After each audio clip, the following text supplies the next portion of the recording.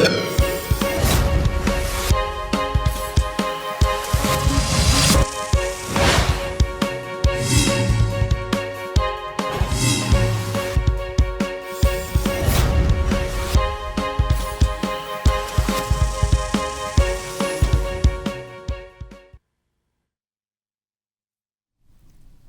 जन टीवी देख रहे हैं आप। मैं श्वेता शर्मा आपके साथ। खबरों की शुरुआत से पहले एक नजर डालेंगे अभी की हेडलाइंस पर। राज्यसभा की 24 सीटों के चुनावों की तारीखों का ऐलान। एमपी, राजस्थान समेत 10 राज्यों के सांसद रिटायर हो रहे। 1 से 8 जून तक भरे जाएंगे नामांकन की आखिरी तारीख। 18 को वोटिंग। मुख्यमंत्री आवास सभागार में अहम समीक्षा बैठक। मानव वन्य जीव संघर्ष, बिजली, पेयजल, स्वास्थ्य सेवाओं जैसे मुद्दों पर मंथन। सिंचाई और कृषि विभाग के चयनित कर्मियों सीएम सौंपेंगे नियुक्ति पत्र। बीजेपी का संगठनात्मक प्रशिक्षण अभियान पूरा। करीब 35,000 कार्यकर्ताओं को मिली ट्रेनिंग। अगले चरण में मोर्चा, प्रकोष्ठों और प्रदेश स्तर पर होगा फोकस।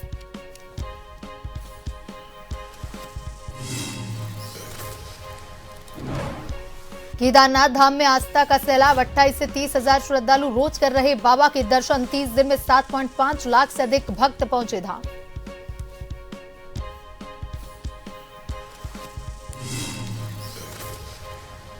उत्तराखंड में अगले 48 घंटे के लिए हीट वेव का अलर्ट। देहरादून समेत कई जिलों में तापमान 40 डिग्री सेल्सियस के पार जाने की आशंका। लोगों से सावधानी बरतने की अपील।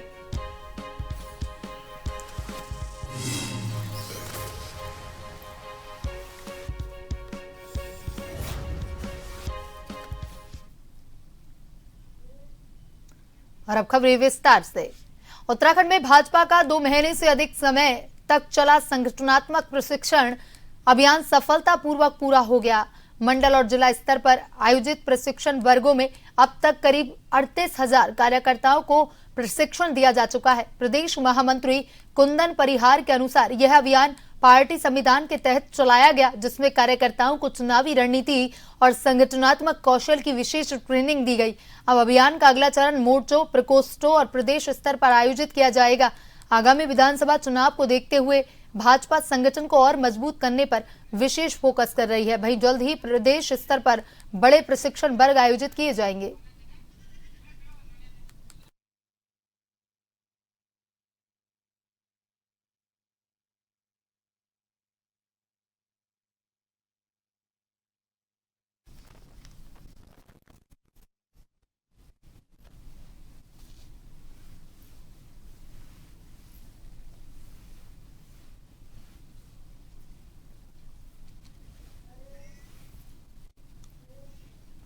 मुख्य निर्वाचन आयुक्त ज्ञानेश कुमार के 23 और 24 मई को प्रस्तावित उत्तरकाशी दौरे को लेकर के जिला प्रशासन पूरी तरह से तैयारियों में जुटा है।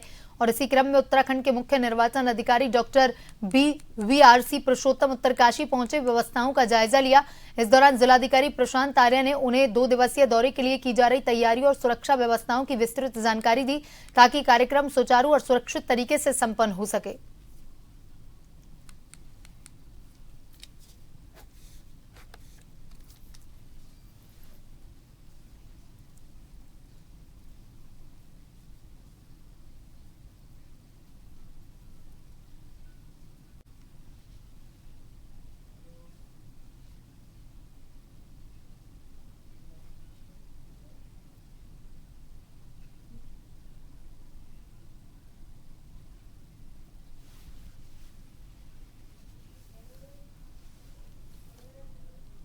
चंपावत में बढ़ती गर्मी और हीट वेव की आशंका के बीच जिलाधिकारी मनीष कुमार ने जिला अस्पताल का औचक निरीक्षण कर व्यवस्थाओं का जायजा लिया।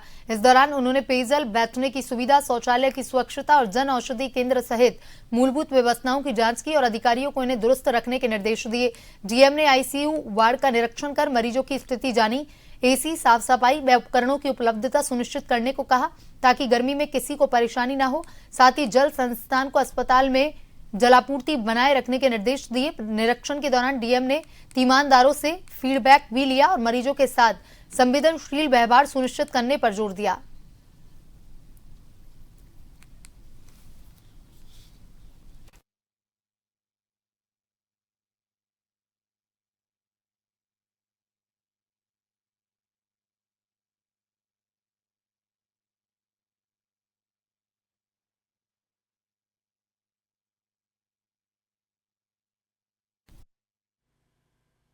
चीफ मेडिकल सुपरिटेंडेंट और सीएमओ साहब विजय साहब सभी लोग अभी आकर के जितने हमारे मरीज़ हैं तीमारदार हैं उनसे हम लोग चर्चा की। साथ ही यहाँ स्वच्छता और जो आप पेयजल और जो शौचालय में पानी की स्थिति है उसका भी स्वयं ही हम लोगों ने आगे नहीं किया। और जो आपका आईसीयू है उसमें एसी के स्थिति को भी देखा। वहाँ पे कुछ मशीनें काम कर रही हैं, कुछ मशीनों में सर्विसिंग की आवश्यकता है। उसके लिए त्वरित रूप से निर्देश दे दिए गए हैं कि इसको तत्काल रूप से रिपेयर कर लिया जाए। किसी भी हमारे मरीज़ हैं या उनके तीमारदार हैं उनके कहीं कोई कठिनाई न हो उसके लिए भी निर्देश दिए गए हैं। और साथ ही पेयजल के लिए तत्काल यहाँ व्यवस्था की गई है। खटीमा में आपदा प्रबंधन एवं पुनर्वास सचिव विनोद कुमार सुमन ने नेपाल सीमा से सटे मेलाघाट क्षेत्र में जगबूढ़ा नदी के भू कटाव को लेकर के बाढ़ सुरक्षा कार्यों का स्तरीय निरीक्षण किया और इस दौरान उन्होंने सिंचाई विभाग को आवश्यक स्थानों पर शीघ्र कार्य शुरू करने और प्रस्तावित कार्यों का एस्टीमेट बनाकर के शासन को भेजने का निर्देश दिया। निरीक्षण के दौरान उन्होंने स्थानीय लोगों जनप्रतिनिधियों से भी बातचीत कर स्थिति का जायजा लिया। इसके बाद लोहिया हेड कैंप कार्यालय में अधिकारियों के साथ बैठक कर वर्षा काल से पहले सभी बाढ़ सुरक्षा कार्य पूर्ण करने पूर्व योजना बनाकर काम करने के निर्देश दिए। अधिकारियों ने बताया कि जगबूढ़ा और देवाहा नदी के कटाव से कई क्षेत्रों को खतरा है, इस पर त्वरित कार्य जरूरी है। सचिव ने आश्वासन दिया कि इन कार्यों के लिए शासन स्तर पर हर संभव सहयोग दिया जाएगा।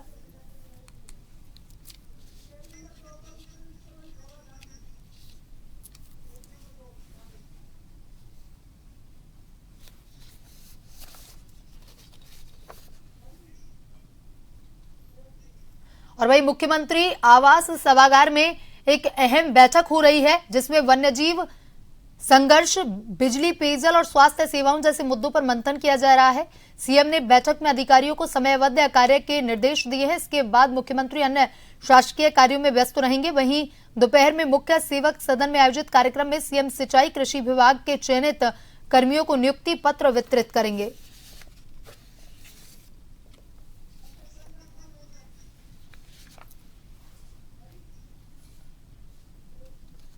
और इसी खबर पर ज्यादा जानकारी के साथ bureau chief SN Pant phone line पर जुड़ चुके हैं। एसएन पंत, मुख्यमंत्री आवास सभागार में एक अहम बैठक आयोजित की जा रही है। बैठक में कौन से ऐसे मुद्दे हैं जिनको उठाया जा रहा है, साथ ही आगे के क्या कुछ प्रोग्राम सीएम के रहेंगे?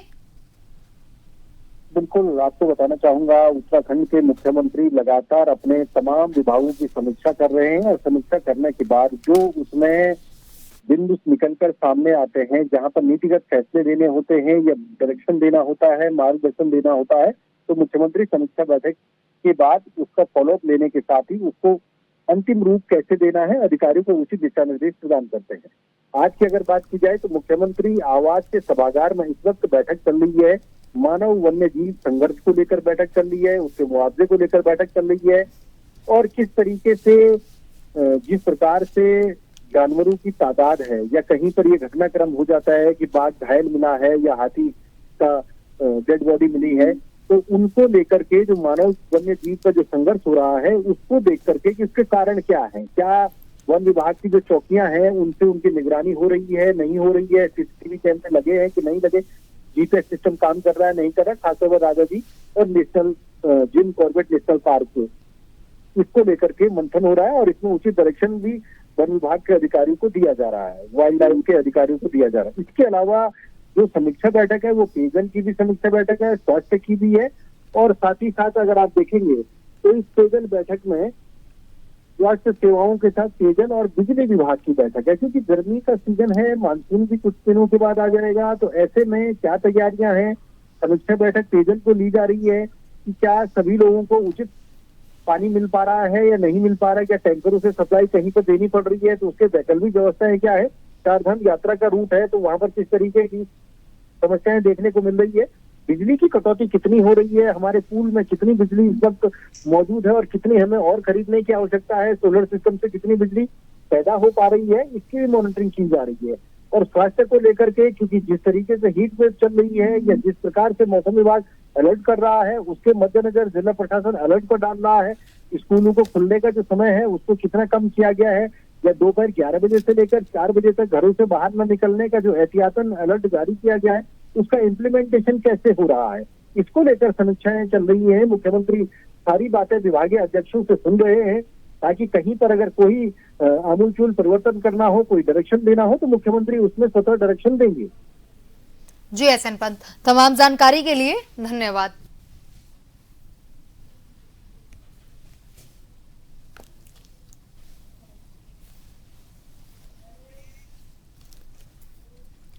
चंपावत जिले लोहाघाट नगर के मुख्य डिग्री कॉलेज तिराहे के चौड़ाईकरण की मांग अब तेज हो गई है। तिराहे के सकरा होने के कारण हर वक्त यहां पर दुर्घटनाओं का खतरा बना रहता है।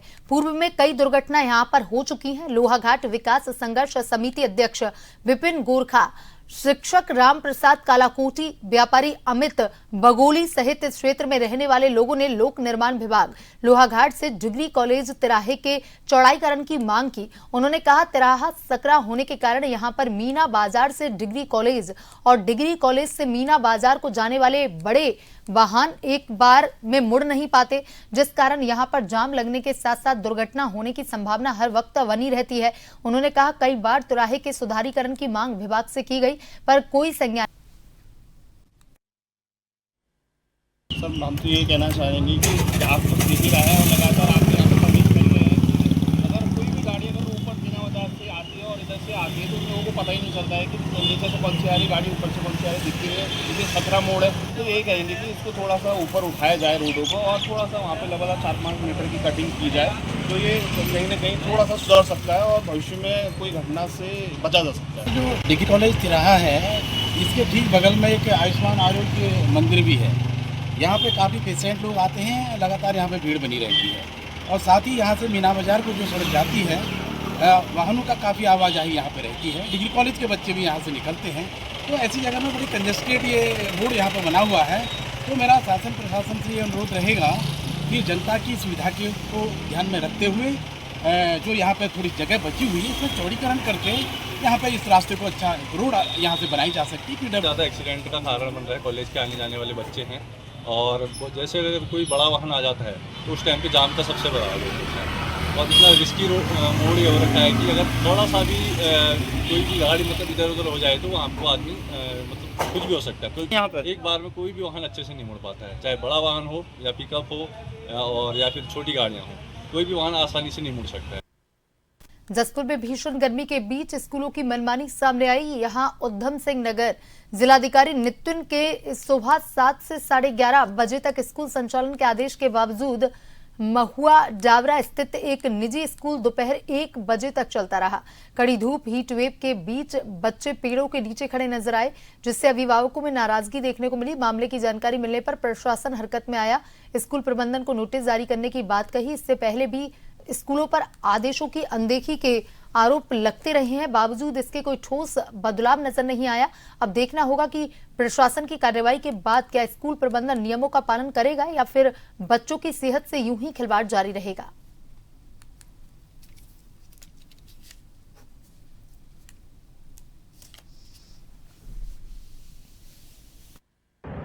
सर, मेरे कुछ बच्चों की परीक्षा सभी बच्चों की परीक्षा चल रही थी, आज से शुरू हुई थी, तो बच्चों की छुट्टी 10:30 बजे भी हो गई थी। कुछ 6th 7th 8th में 2 पेपर थे, इसलिए थोड़ा सा लेट हुआ है।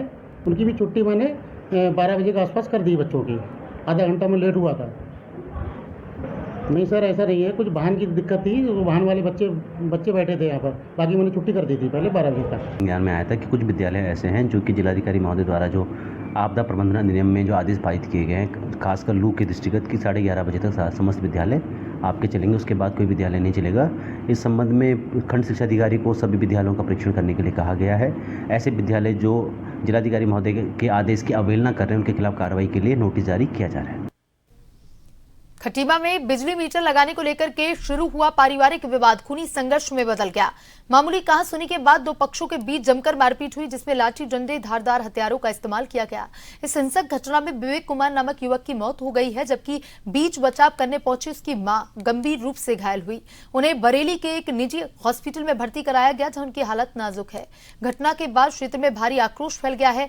वेंडर जोन एसोसिएशन के अध्यक्ष आरिफ अंसारी के नेतृत्व में लोगों ने तहसील प्रशासन को ज्ञापन सौंपा है। ज्ञापन में पीड़ित परिवार को मुख्यमंत्री राहत कोष से आर्थिक सहायता देने, आरोपियों के खिलाफ सख्त कार्रवाई की मांग की गई। प्रशासन ने मामले को गंभीरता से लेते हुए उचित कार्रवाई का आश्वासन दिया है। खटीमा तहसील के अंतर्गत उनके कोषाध्यक्ष हैं विवेक कुमार, जिसको कि उन्हीं के कोई रिश्तेदार हैं अगल बगल, उनके द्वारा मारपिटाई करी। मारपिटाई करने के बाद उनकी मृत्यु हो गई है। उनके द्वारा ये ज्ञापन दिया गया है कि उनकी आर्थिक स्थिति बहुत खराब है, कोई कमाने वाला नहीं है, लिहाजा माननीय मुख्यमंत्री राहत कोष से यदि कोई सहायता संभव हो तो सहायता दिला जाए और कड़े जो भी दोषी हैं उन्हें कड़ी सजा दी जाए। ये उनके द्वारा ज्ञापन दिया गया, इसे हम उचित माध्यम से माननीय मुख्यमंत्री जी तक भिजवाएंगे और जो भी कड़ी की कार्रवाई होनी चाहिए उसके लिए भी हम ये भी मांग करते हैं। तो हमारी यूनियन तहसील परिसर का कोषाध्यक्ष विवेक कुमार, उसकी हत्या कर दी गई है। तो हमारी डिमांड ये है जो उसके कुछ लोग गिरफ्तार हुए हैं, कुछ गिरफ्तारी रह गई है, कड़ी से कड़ी कार्रवाई हो। और हमने तहसीलदार साहब से मिलकर डिमांड की है कि मृतक के परिवार को सीएम साहब से आर्थिक सहायता प्रदान की जाए। मेरे भर को बेकसूर मार डाला, मैंने कैसे डंडे मारे, बेकसूर मार डाला मेरे देवर का, चलने लगी लोगों ने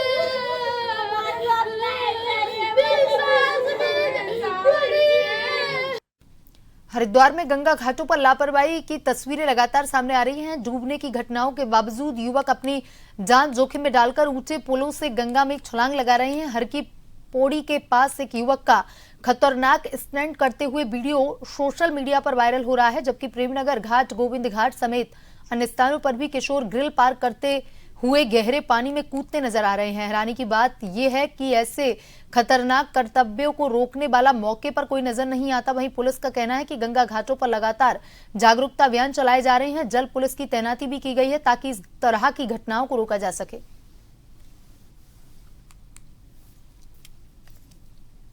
देखो, हमारे यहाँ जल पुलिस लगी है और गोताखोर भी लगे हैं पुलिस के, और हम लोग बोर्ड हमने लोगों ने घाटों पे लगाए भी हैं कि रेलिंग से बाहर कोई ना नहाए, चेन लगी है उनको पकड़ के नहाए।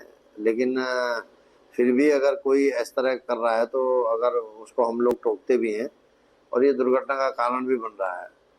तो हम लोग इस संबंध में हम लोगों ने अनाउंसमेंट भी करते हैं, हर की पैड़ी पे जो पीए सिस्टम है उसमें भी करते हैं, और हमारी जल पुलिस और हमारे गोताखोर जो पुलिस के हैं वो भी सतर्क दृष्टि बनाए हुए हैं।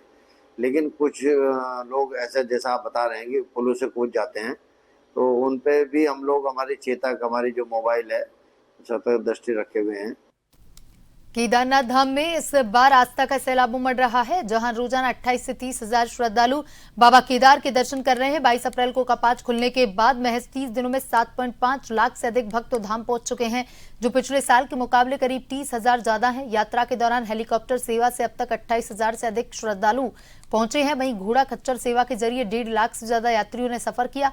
यात्रा से जुड़े कारोबार में भी जबरदस्त बढ़ोतरी देखने को मिल रही है। हेली सेवा से करीब 28 करोड़ और कुल मिलाकर एक महीने में 200 करोड़ से अधिक का कारोबार होने का अनुमान है। जिलाधिकारी विशाल मिश्रा लगातार व्यवस्थाओं की मॉनिटरिंग कर रही हैं ताकि श्रद्धालुओं को बेहतर सुविधा मिल सके।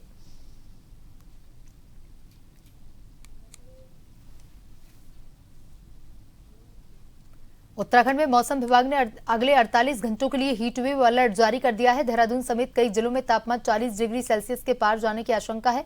हरिद्वार, उधम सिंह नगर, पौड़ी और नैनीताल में भी लू चलने की चेतावनी दी गई है। दोपहर 11 बजे से शाम 4 बजे तक घर से बाहर न निकलने की सलाह दी गई। पहाड़ी क्षेत्रों में भी तापमान 30 डिग्री के पार पहुंच सकता है। डॉक्टरों ने बच्चों और बुजुर्गों को विशेष सतर्क रहने को कहा। अधिक से अधिक पानी, नींबू पानी, छाछ और फल लेने की अपील की है। लू के लक्षण दिखाई देने पर तुरंत अस्पताल जाने की सलाह दी गई है। प्रशासन ने भी लोगों से सावधानी बरतने की अपील की है।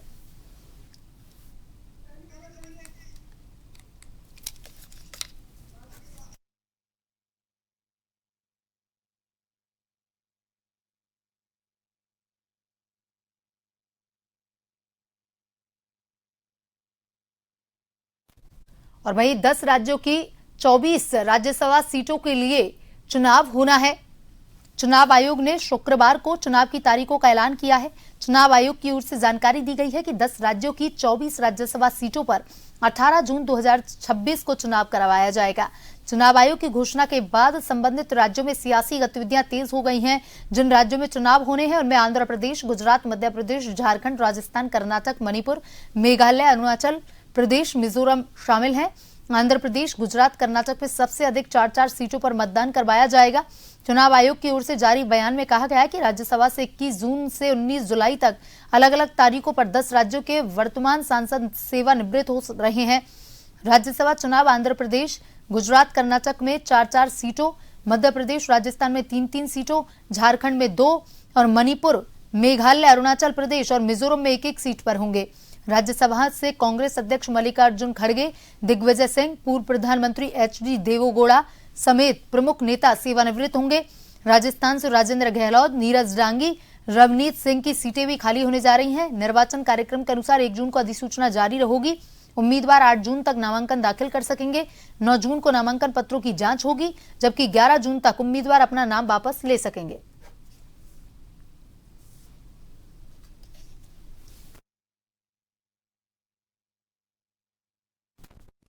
बुलेटिन में अभी तक के लिए इतना ही। बने रहिए जन टीवी के साथ। नमस्कार।